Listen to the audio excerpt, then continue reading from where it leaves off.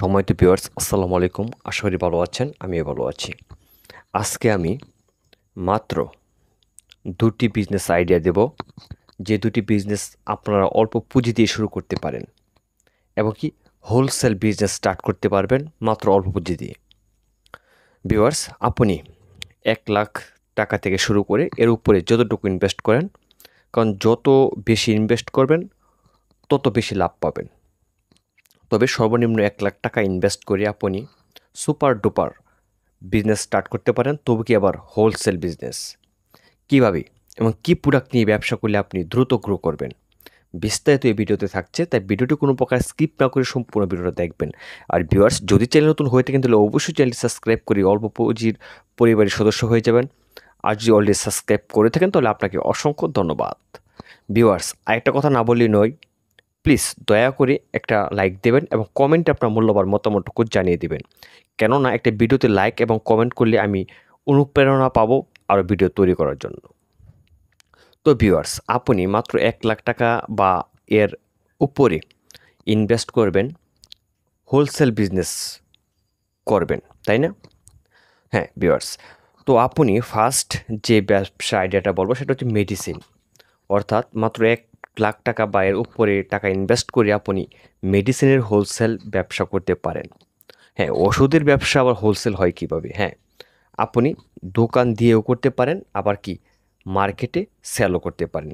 দোকান দিয়ে আপনি বড় বড় যে হোলসেল মার্কেট রয়েছে সেখানে দেখবেন যে দোকানে কিন্তু মাত্র ৬-৭টা প্রোডাক্ট নিয়ে তারা ব্যবসা করতেছে। মাত্র ৬-৭টা প্রোডাক্ট তারা হিউজ পরিমাণে স্টক করে তারা ৬-৭টা প্রোডাক্ট নিয়ে ব্যবসা করতেছে। তবে সেক্ষেত্রে অনেক সুবিধা রয়েছে।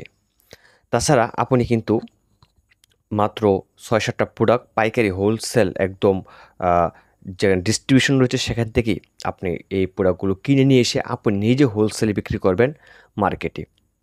অর্থাৎ আপনার এলাকা বা পার্শ্ববর্তী যে দোকানগুলো রয়েছে ওষুধের, সেখানে গিয়ে আপনি ৪-৫টা প্রোডাক্ট স্যাম্পল দেখিয়ে আপনি অর্ডার কেটে নিয়ে এসে তারপর সেগুলো আবার তাদের কাছে সাপ্লাই করলেন। আর এই ব্যবসা করতে গেলে আপনার তেমন কোনো প্রয়োজন হয় না, জাস্ট একটু নলেজ রাখবেন। আর এই ব্যবসার ক্ষেত্রে কিন্তু প্রচুর পরিমাণে লাভ রয়েছে।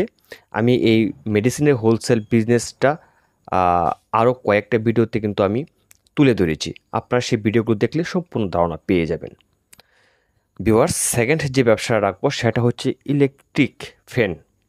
অর্থাৎ আমরা যে ফ্যান ব্যবহার করি বাসায়, চার্জিং ফ্যান হতে পারে, তারপর এসি বা ডিসি ফ্যান হতে পারে। ইলেকট্রিক ফ্যান কিন্তু আপনি দেখা গেছে শীতকালে স্টক করে রাখলেন, সেগুলো গরমে বিক্রি করলেন, প্রচুর লাভ হবে তাহলে। হ্যাঁ, তাছাড়া যদি আপনার ক্যাশ তেমন না থাকে তাহলে কী করবেন, আপনি ১,০০,০০০ টাকা বা ২,০০,০০০ টাকা ফ্যান কিনে নিয়ে আসবেন, শুধু ফ্যান, অন্য কিছু না। আর এই ফ্যানগুলো আপনি দোকানে বসেও সেল করতে পারেন। তাছাড়া আপনার এলাকা বা পার্শ্ববর্তী এলাকায় যে ইলেকট্রিক দোকান রয়েছে সেখানে গিয়ে আপনি ফ্যান কোয়ালিটি দেখে অর্ডার কেটে নিয়ে এসে আপনি সেগুলো সেল করতে পারেন। এভাবে কিন্তু আপনি হোলসেল ব্যবসা স্টার্ট করতে পারেন। ভিউয়ার্স, তো আমি আজকে বলেছিলাম যে দুটো ব্যবসার আইডিয়া দেব।